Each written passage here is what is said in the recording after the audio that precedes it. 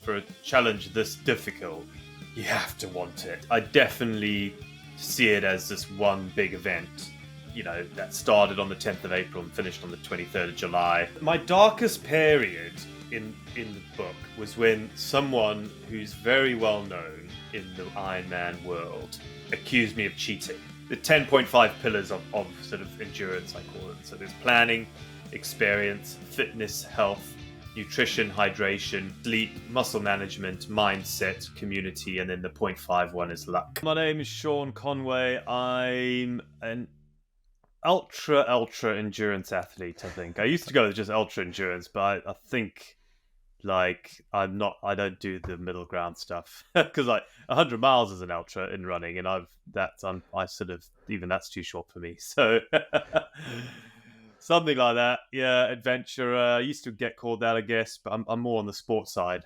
of the adventure graph or timeline. So yeah, I'm mostly just an annoying dad and husband most of the time, really. I think a good place to start this is probably when that second ultra got added into that introduction, because there's been a lot over the past few years, but particularly one thing in Iron 105 that a lot of people will have heard about. Just explain, if somebody hasn't heard about it, exactly what Iron 105 was and what you did last year. Yeah, so I was just looking for another big record to break because it's my fuel and my oxygen in life, So, around, well, it was sort of Christmas time, 2021. Yeah, that's right. Or was it 22? Yeah, no, 21. I thought, right, it just came to me. I had thought of it quite in 2018. I thought of potentially doing 100 full iron distance triathlons in a row. So basically the same distance as a full Ironman. And then I just shelved it because I sort of wasn't ready. And for a challenge this difficult, you have to want it. If there's even 0.1% of you that goes, yeah, I'm not really up for it, then you're just going to quit. You're just going to bail. So you've got to be all in, really. And I wouldn't have been all in 2018. So then, yeah, it came around. I thought, I'm a good age now, just over 40, which is, you get a bit better with understanding your body and knowing what's a niggle and what's serious injury and what's just pain. There's those three categories of pain that you feel. And I thought, right, let me have a crack at doing over 100 full Ironman distance triathlons in a row, basically. So that's how that came about. And I regretted the decision ever from day one. It was miserable. I hated it. Yeah, when you're sitting on the first stop of the bike or the second stop of the bike, drinking basically pints of double cream to try and get the calories back into your body, are there moments you're sitting there thinking, Sean, what the hell are you doing? Yeah. I definitely think that, but truthfully, that's as far as the negative thoughts went. I just didn't have the energy to focus my thoughts on, if I could be at home with my kids, I could be on holiday, I missed the summer, I'm really into free diving, so I missed a whole season of free diving. There's loads of things I could have gone, this is really rubbish, and does anyone care? It's just a self, ego chest thumping exercise, and those demons do creep in every now and then. But I also really know myself now that I thrive on them. I just thrive on being cold, wet, miserable, hungry, and tired. That's just my fuel, my oxygen. So I know the misery I feel while I'm doing it isn't nearly as bad as the misery I feel not doing it. So I might as well just crack on, basically.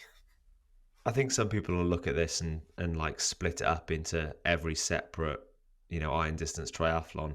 How do you look at it now? Do you see it as 105 separate ones, or do you see it as one big 105 style one? Yeah, that's a good question. I'll probably see it as one big event. Yeah, that just happened to have multi-discipline sort of elements to it with a daily time limit and a daily time cutoff, and and that was the hardest thing about them doing multiple sort of triathlons, is there's no averaging. There's no averaging. So, for example, you've just done the 496 challenge. So if people who don't know that, is if you run 1 kilometer on the first of the month, 2 kilometers on the second of the month, 3 on the third, all the way through to 31k on the end, you'll run 496 kilometers for the month.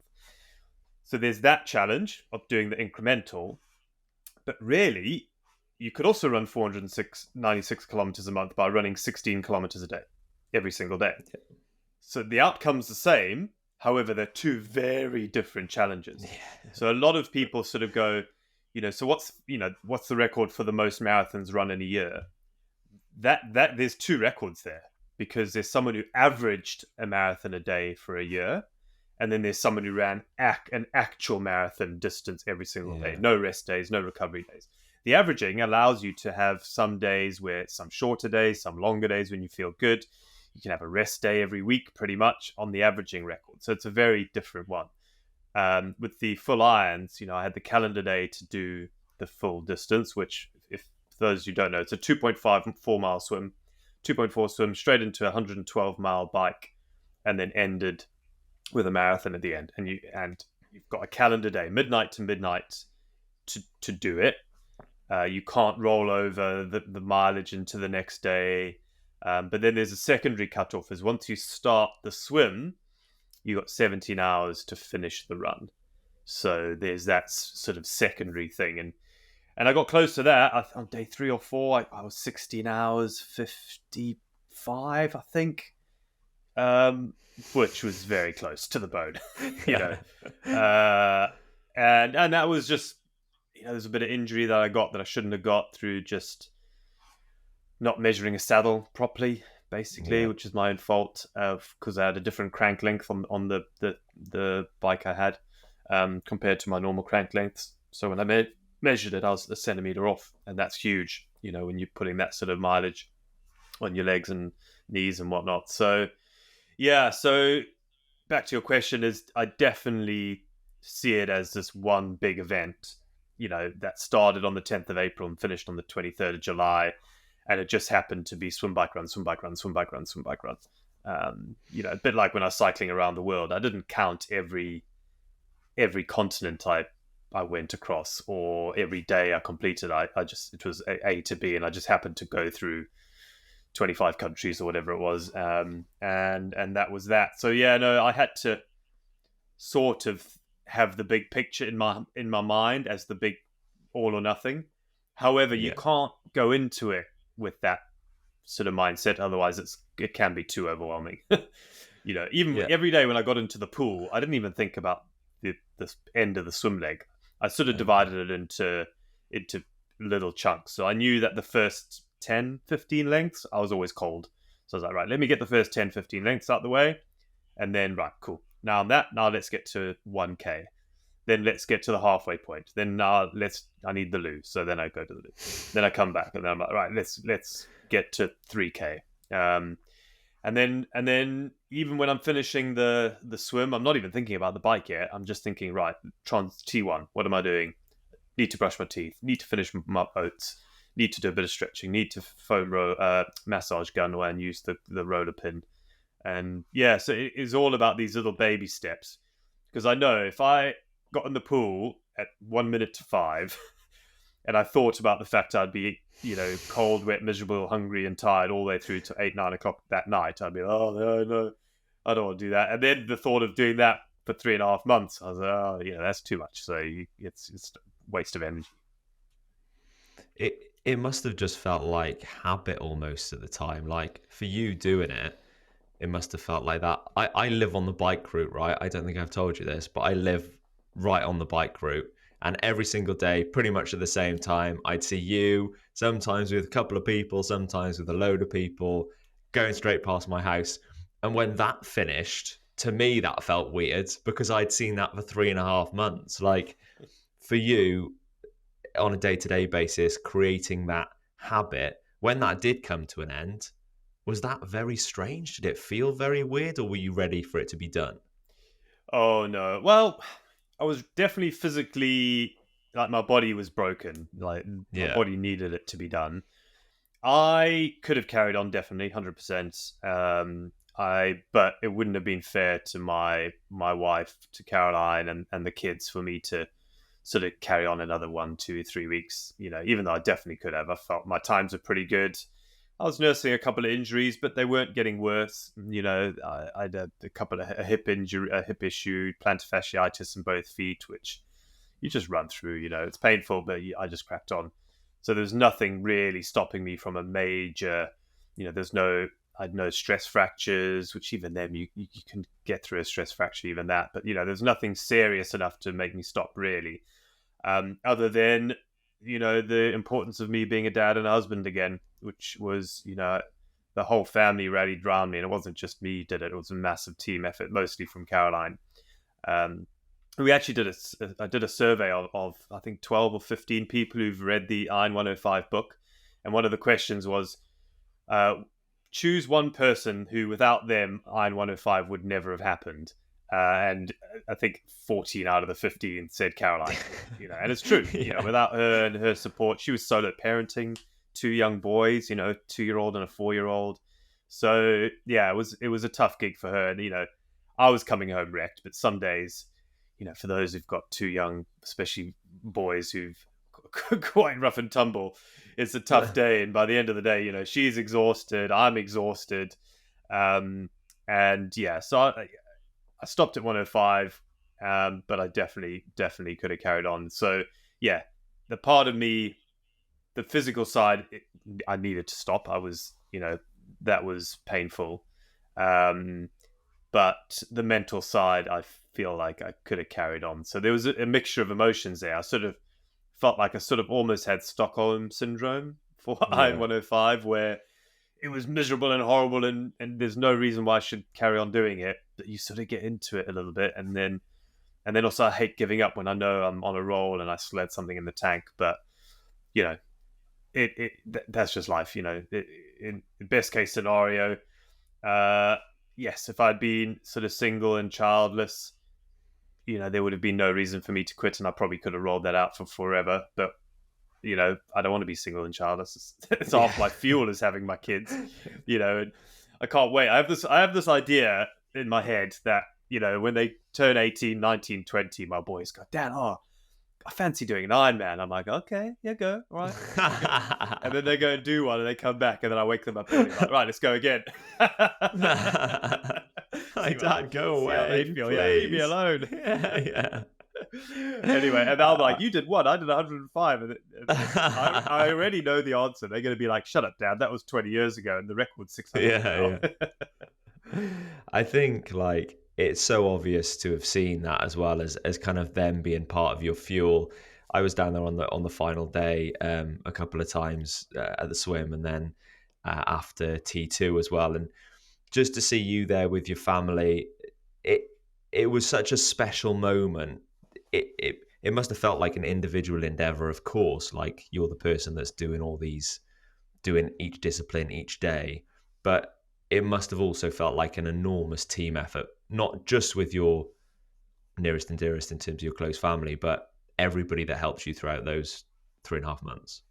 Oh yeah, 100%. There was the sort of the core crew, which was Ryan Morrison from the True Venture Foundation. He was really the sort of the team captain, rallying the troops around. He's local, so he knew way more people than I did. I only moved here at the beginning of 2020, and then it was COVID, so I didn't really have any friends or network of people to come and join me and support me, just from virtually, and just to say good luck, mate, and keep going.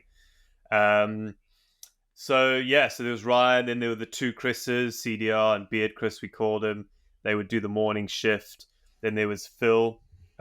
He would do the the run leg, and had the unenviable task of doing my laundry and servicing my bike, which no one wanted to do that job, of course. But yeah, Phil nailed that.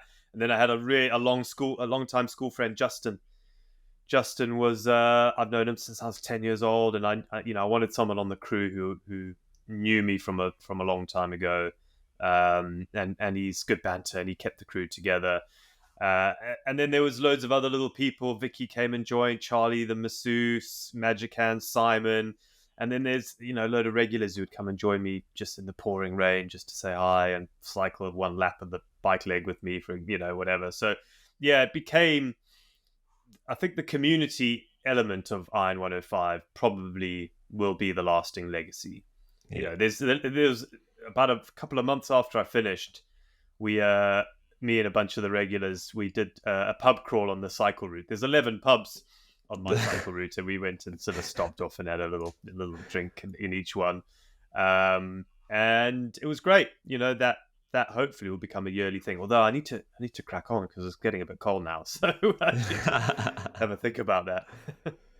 So we should say as well, you've mentioned the book, Sean, but yeah, Iron 105, if you've not got it, it's out now. If you were going to, and this is going to be a really difficult question because it's a pretty chunky book, like if you were going to pick one story to sell it in there, would there be one that sticks out to you? Oh my gosh, there's so many. My darkest period in the book was when someone who's very well known in the Iron Man world accused me of cheating at around day 30 or something. And, everyone knows him.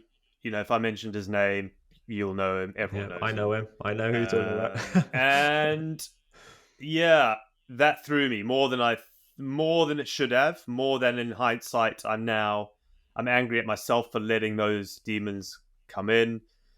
He didn't give a reason why I was cheating. He just said, I think you're cheating and so does everyone else. And that just threw me. And I was like, what, why, how? And then I thought, and I'm so fatigued and so tired. I was like, are there some rules I've forgotten about? Have I done the wrong, in my head, I'm like, is 3.9 the right distance on the swim? Is my swim short? Is it meant to be 4K? Or is it, is my bike short? I knew the run was good because it's a marathon. Everyone knows that. But I was like, what? And all these things went over and over my head. And then he's so well known. And I love the guy, to be honest. I really respected him for what he did and his achievements. But, if he went public with it, that would have really made my life difficult, even though he had no evidence. And I'm angry with myself because I knew there was no, everyone would have looked at the data and gone, whatever, mate, shut up. You're being an idiot. You're being spiteful. But I just didn't see it at the time. And everyone, even the crew, especially Phil, Phil was awesome. Because he's cycling next to me while I'm on the run and I'm moaning. He's like, just shut up, mate. Just let it go. Let it go. And I was like, I know I need to let it go, but I just can't. I'm so tired.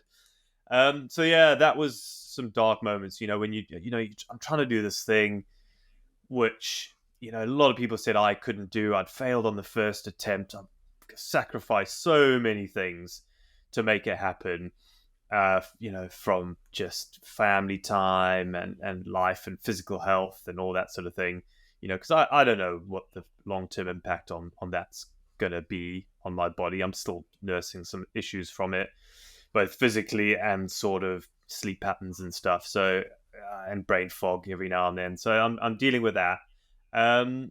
So a lot of sacrifices. And then for someone who I thought would have been quite sporting and quite sort of, happy that I was smashing the record, to sort of turn around and go, well, you're obviously not doing it because, well, you didn't even give it because. So, and I was like, what? Why be a dick? So yeah, that was tough to deal with, and unfortunately I just didn't deal with it very well because of the fatigue and tiredness and lack of sleep and that sort of thing. So yeah, it's not fun. I mean, you get naysayers on the internet the whole time, but when it's constant, there was just message after message after message to me privately. So anyway, I've changed their name because I think, I don't know, they were going through something, and I don't resent them for it. The only thing and if anything, it gave me fuel for the fire. But I do sort of resent that it took the fun out of it a little bit for a good month, really. I would say day 30 to 60. I just couldn't shake the thought, and I kept going over my head like, right, if he goes public with a lie. What am I going to do? Like, okay, right, I need to have my data. So I got the two Ironman world champs data analysts to agree to look at all my data, Christian Blumenfeld and Gustav Eden, through the Santara Technologies, Santara Tech. They were going to look at my data and everything. So that was all lined up. So I had everything all the time. It was like, right, if he's going to lie about me, I'm going to come back with something, And that just took so much energy because, and then and weirdly also, I started being really skeptical about other people who came and kind of ran with me, or I was like, oh, has he sent someone to sabotage my attempt? Because again, he's so well known that everyone knows him. So anyone who joined me, he could have, they would have, if they, he's really, mostly well liked guy, could have. Yeah, anyway, I just started just being really weird in my head with all the things I thought might happen, which was stupid because it was never going to happen. I should have just sort of wrote him a message saying, screw you, mate, bugger off. I'm cracking on. But I just wasn't in the right frame of mind, I guess.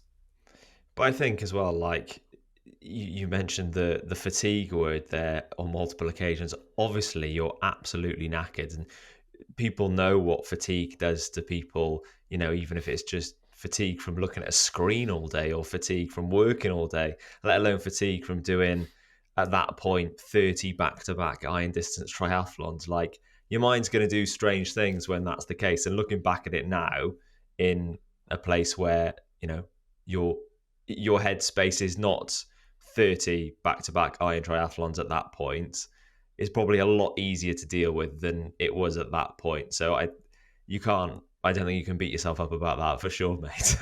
Yeah, no, and you're right.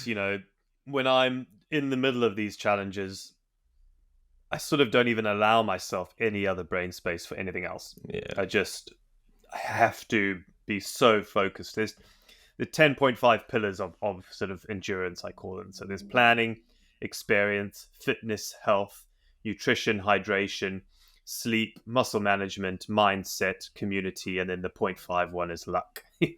Sometimes you just need some luck, right, with weather or road conditions or whatever. And every day, I'm putting 100% of my energy into those 10.5. How can I increase them? How can I optimize them? And I micromanage everything. If I'm 10 minutes down on something, on a swim, I'm like, right, why am I 10 minutes down? I don't like downward projections. Is it sleep? Is it my recovery? Is it the lack of food yesterday? Blah, blah, blah, blah. And equally, if I'm 10 minutes up, because 10 minutes up can also ruin you, because if to go 10 minutes up, there's always a sacrifice somewhere.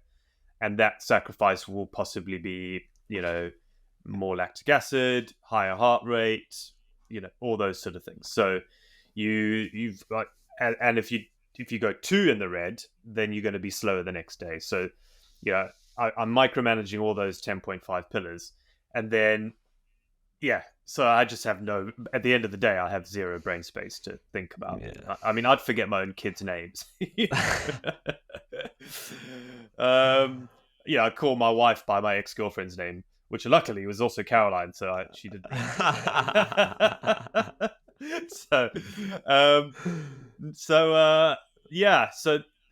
You're right. It's easy for me to beat myself up now, but would even with hindsight, if it happened again, I'd still be in the same brain space. Yeah. It'd be interesting to take an IQ test midway through an ultra.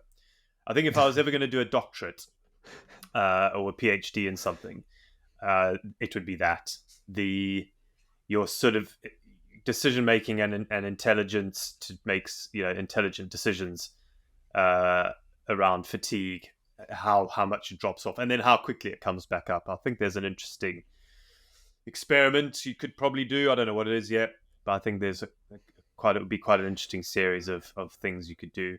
It'd be hard to conduct though, because you'd have to do it out of race format, because you're not stopping someone halfway through the UTMB going, be like, going, hold on, mate, do you mind giving us half an hour? Like, what? I'm only 37 seconds ahead of the leader, number 2. So. An IQ of 100 and 140.2, I think, probably, Sean, at that point. There you go. There's a little gag for you. Yeah, that'd be fun, wouldn't it? Yeah. I think, like, now reflecting on it, must be so strange. And you've probably had so many people asking you exactly the same questions. You're actually going on tour, I know, very soon with the stage tour to talk about this and other stuff as well. How do you go about like even trying to put this whole journey into a show? You know, what you're going to talk about, how you're going to break down 105 back-to-back iron distance triathlons, because it's like you say, there's so much there. How do you even comprehend what to put out there? Yeah, so the my stage tour goes right back to the beginning. It goes back to Yeah. me as a kid and the decisions and the things that happened to me that led me down this path, all the mistakes I made in my 20s, which became fuel for the fire now. So, I went from being a grumpy school portrait photographer to somebody who breaks ultra world records, which, there's not an obvious line between those two things. And people are genuinely interested to see how that happens. So, I take people through all the highs and lows, all the failures I've had. I've had many, many failures, which I put on my website as hiccups because that's how I see them. I'm like, oh, well, that was a little hiccup. Let's crack on and have another, do it again, and learn from my mistakes, really. So, yeah, I talk about, the cheese rolling of 2009 that pretty much set this whole ball in motion for two reasons. One, I got a massive bang on the head, and I think it was like a wake-up call. And two, I came second, and I was adamant I was going to win the cheese rolling in 2009. I was so hungry to win, and I didn't win. And I remember that feeling of not winning. And I'd never been that competitive sportingly, never ever. In fact, because I was so rubbish at sport at school, I figured I might as well not even try. And that was the first time I'd come close to winning. Where I was so close, and I was only half a meter behind, and the guy who won false started anyway. So part of me is like, damn it, I deserve to win. For some reason, it just turned on a competitive fire in me, which I'd never really had in a physical realm before, because I think if I'd won, which is interesting, because had I won the cheese rolling, I don't think I would have had that feeling of not winning, and that feeling of not winning really fueled me. And equally, had I come 10th, I think they only allow 10 per race or 15 per race. Had I come near the back, I would have been so far off winning that I would have been a bit like I did when I was a kid. Like, oh, well, I'm crap at this, I might as well not even try. But also, that weirdly in itself became fuel later on, but I needed that first bit of fire to ignite, because later on my fuel was in photography. When I didn't achieve what I wanted to do, I didn't get those jobs, those creative jobs that I was hoping for. I landed up just lowering my ambition to increase my chance of success, and that is a slippery slope backwards, basically, to the bottom of the barrel. There's a famous saying: if you dim your lights just to make another seem brighter, eventually the whole world is in darkness. So that sort of became the fuel, because that's what I did in photography when it wasn't going well. So yeah, that cheese rolling landed up being quite a pivotal moment in my life, really, because of A, the bump on the head, and then B, that coming second really ignited that fire in me to just go out and smash it. When you look back now at your whole journey, because you've done so many amazing things in adventure and ultra endurance, but like you said, it all started in a very, very different way. And I know you've spoken on length about kind of how you got to the place you are now. Would you go back, and if that cheese rolling is your origin story, would you do that earlier, or would you have got into ultra endurance stuff earlier, or would you have wanted that to be the case, or would you have just lived that whole journey again? Yeah, I mean, there's sort of shoulda, woulda, coulda. There's the butterfly effect. I think I definitely hung onto the photography dream. Or no, I lost the photography dream quite early on, and I hung on to just being a photographer for about 2 or 3 years longer than I should have. Okay. So that's the one thing. I think I probably could have, because being a school portrait photographer has definitely become, and all those mistakes that led up to me doing that instead of doing all the creative National Geographic stuff that I thought I was going to do and dreamt I was going to do from when I was 10 years old. So I was in a really unique. For me, it was normal, but I've since discovered, there's very few people at the age of 10 know what they want to do, and they actually go off and do it. But I was, so from 10, I knew I wanted to be a photographer. And I didn't quite know how, why, or how it was going to happen, but I just knew it. And then I ended up doing it. So I had this big dream, and that went wrong. However, it went wrong quite early on, and I stuck at it for 7 or 8 years. Half through necessity. I'm living in London. It's expensive. I need to put food on the table. So you're naturally going to do jobs that you don't enjoy just to buy food, right? But there's, when it's 99% of what you do is what you don't like, and you enjoy 1%, there's bad. That's a bad ratio. So yeah, I mean, it's difficult because had I found sport in my 20s, would I have had the fire?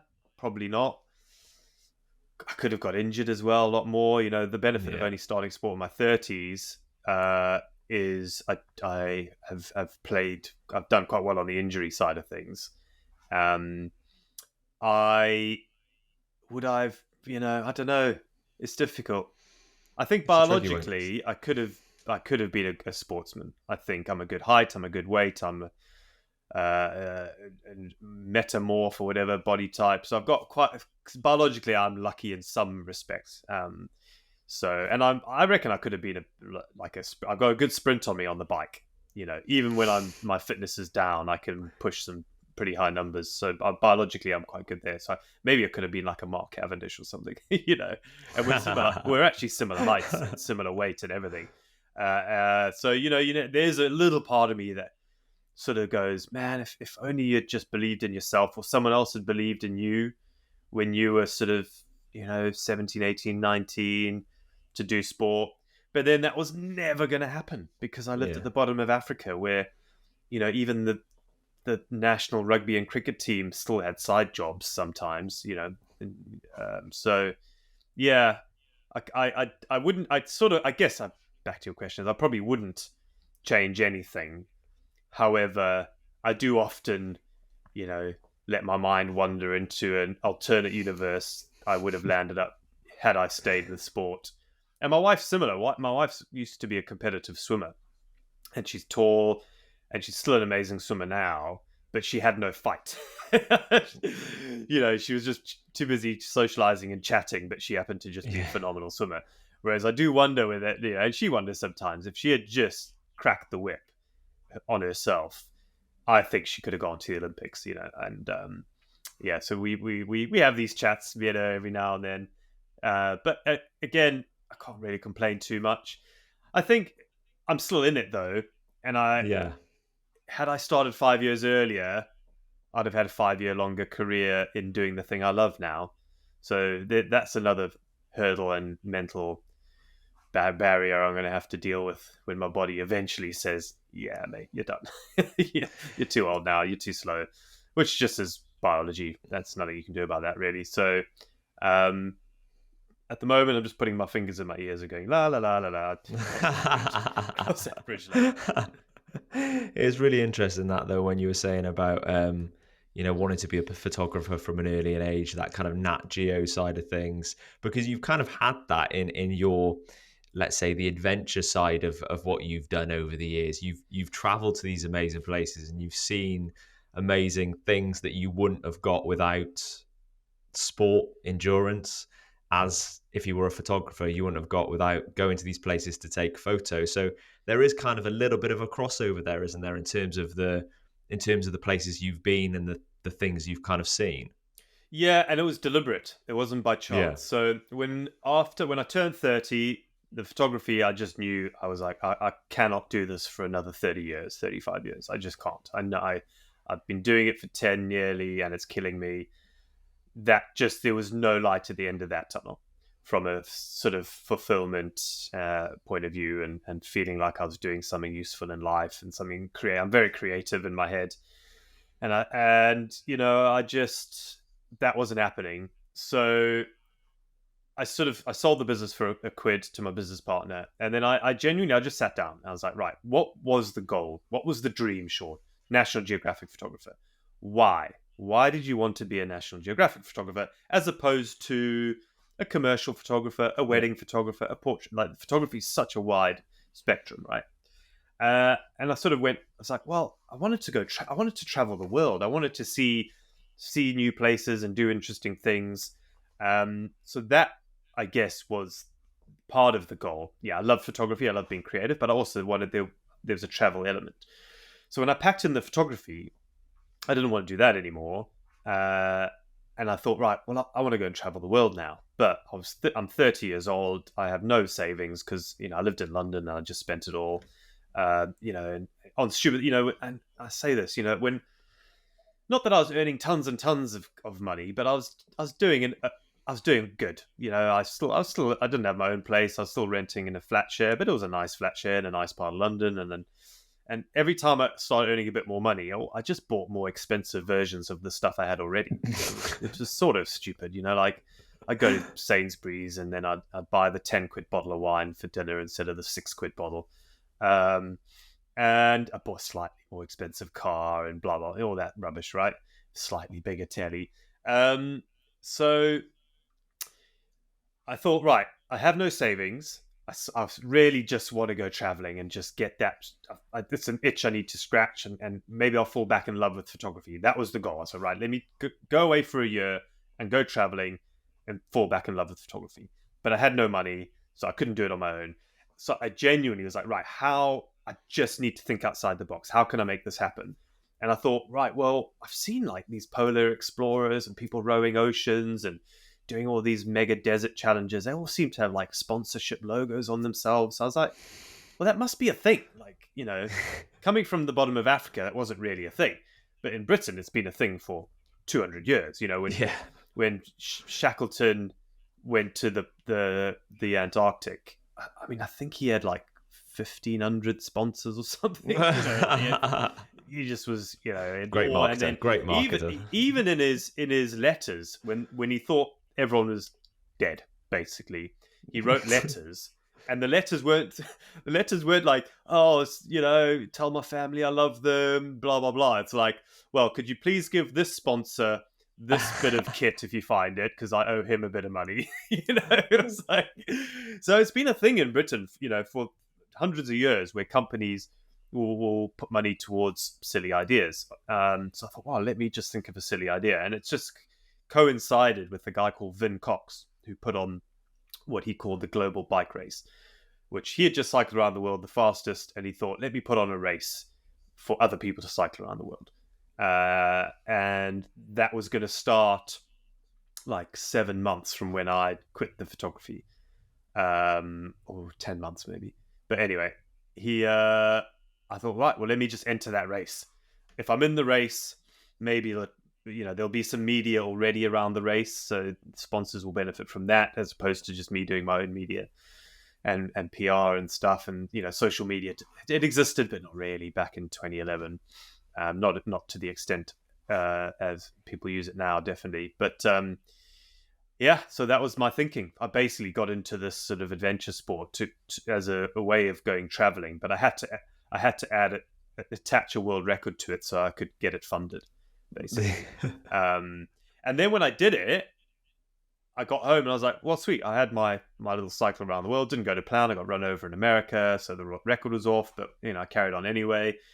I thought, right, I'll sign on, go to the job centre and get a job, because that's what we do. I'm Irish, and that's my family of workaholics. All of them, literally, just, it's inbred in the Conway gene, it seems, that we all just work too hard. Right. And I've got it, and I love it. I just happen to love what I do. So and all the Conways do. Like, my dad's a rhino conservationist, and that's just his passion, was looking after rhinos and making sure no one killed them. And when he retired, he was owed 220 unpaid holiday days. You know, bearing in mind, you only get 30 days a year. So he had like 8 years worth of holidays he hadn't taken. So I was like, let me get back into employment. So I signed on the dole. I moved back in with my mum. So I was 30. How old was I now? 2012. So 31. Yeah, so 31 into 32 years old. I have no A levels and I didn't go to university. So I'm going to the job centre every 2 weeks, getting my 65 quid a week, living in a 1-bedroom flat, basement flat with my mum, which flooded. So the insurance put us up in, we lived in a Premier Inn for like 3 weeks. It was hilarious. And, me just trying to get work, like just applying for jobs, anything in sort of a few photography jobs, but I still had fallen out of love with that. But lots of bike jobs. So bike mechanics, bike shops, Sustrans, Sustainable Transport Charity. They had a thing called the Bike It Officer, 18 grand a year. I was like, brilliant. That sounds amazing. Like, I'll do that. Definitely. Applied for all of those countrywide. I was like, I don't care where I move. There's a company called Bike Works in London, which helps underprivileged people and people out of prison, I believe, get into the bike industry. So they pay for them to do bike mechanic courses. And then they had a couple of shops. I think, they were wanting to open up in, I think, Bristol. I even had meetings with them to do the, work at the Bristol branch. Bike It Officer in Inverness. I just needed to get out my 1-bedroom flat with my mum on the sofa bed, And I did that for 6, 7, 8 months, and I didn't get one interview. Nothing. Other than that Bike Works, I had a meeting with them, and that didn't go ahead. So after 8 months, I was like, my mum's wanting me out. I'm 32 now, and I'm living with my mum. This is not cool. I wasn't quite 32, but let me just think of another world record, because last time I managed to get some funding to pay for food and accommodation, and it just got me out of the house, basically. And also, because I'd failed on the round the world thing record, I had a point to prove to myself as well. So I thought, right, let me just find another record. And that's when I thought of swimming Land's End to John O'Groats. So that then, just was another thing to get me out of the house. Didn't really know what I was going to do at the end of that either. I thought, well, at least maybe it'll give me some confidence in life, and then maybe I'll fall back in love with photography. That was still the goal, because I still really, and even now, I'm just really heartbroken about, the divorce that I had with photography.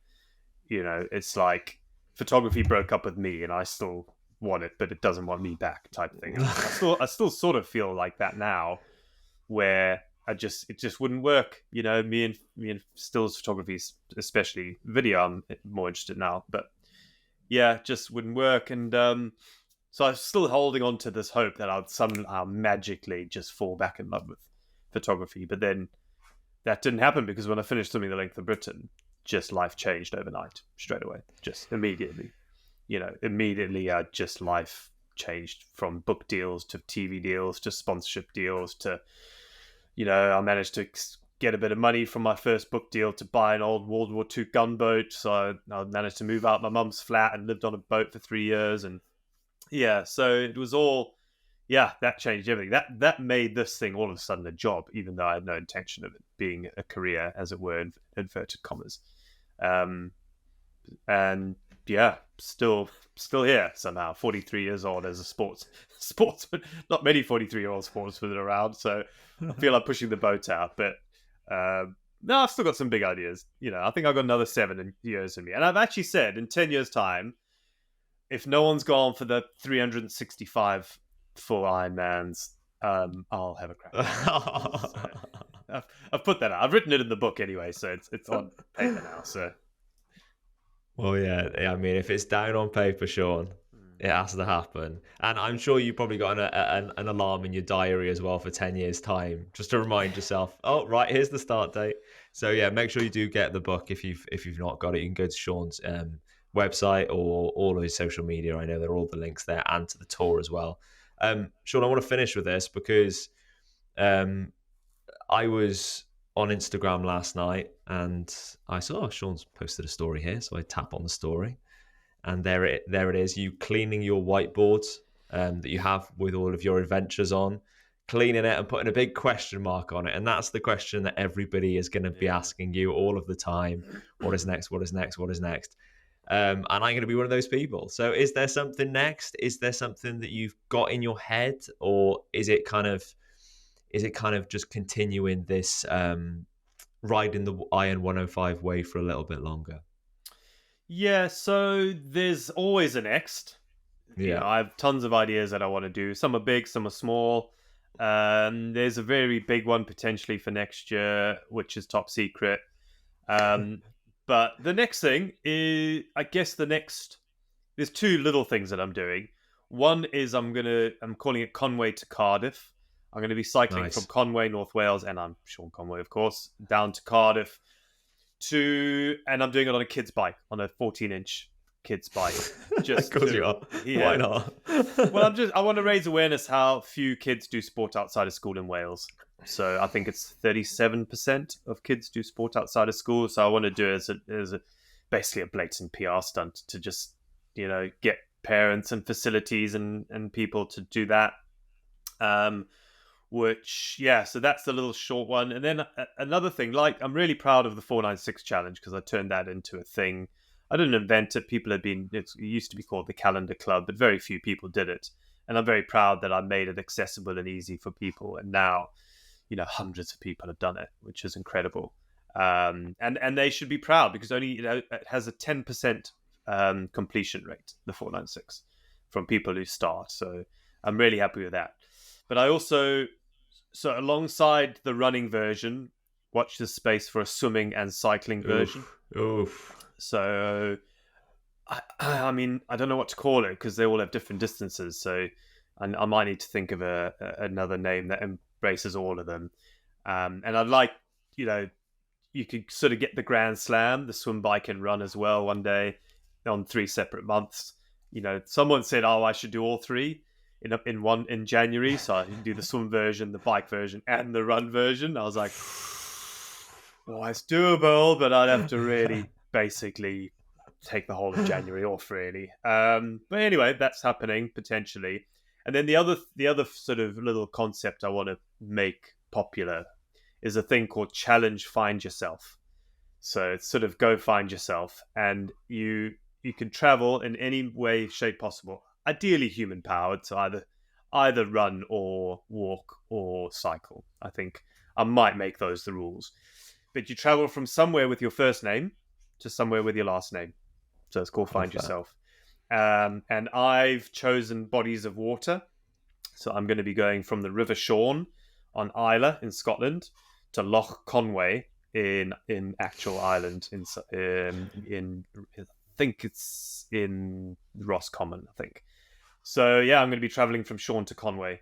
And I want to make that a thing because I think it's a fun. I think a lot of people, I've realized that if you make it a fun thing with some rules, people feel more confident to do it.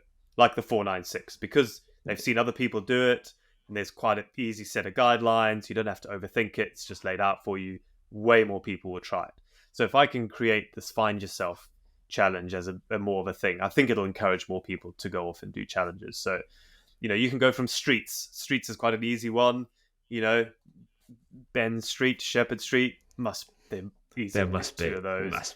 There must be pubs as well, because there's definitely a Sheppard pub. I wonder if there's a Ben pub. There must be a Ben. There's surely somewhere in Scotland there'd be the Ben, wouldn't there? Yeah, exactly. Yeah. Oh, there we go. So you could do that. So it's pubs or street, and it doesn't have to be the pub to pub. You could go from street to river, or pub to street, or pub to loch, or whatever. But I like the idea that they're sort of in a similar category when you do it. So yeah, for that, just trying to wait, because it's Scotland, so I want to wait for the midgies to die first, and then I need a week off for it, which is I'm still paying off the Iron 105 childcare, IOUs to Caroline, so I'll have to breach that with her at some point. But so those are the little mini ones that I've got coming up, and then a lot of youth sport work, which I'm really motivated to keep doing. So yeah, that's my what's next. Lots of little things at the minute.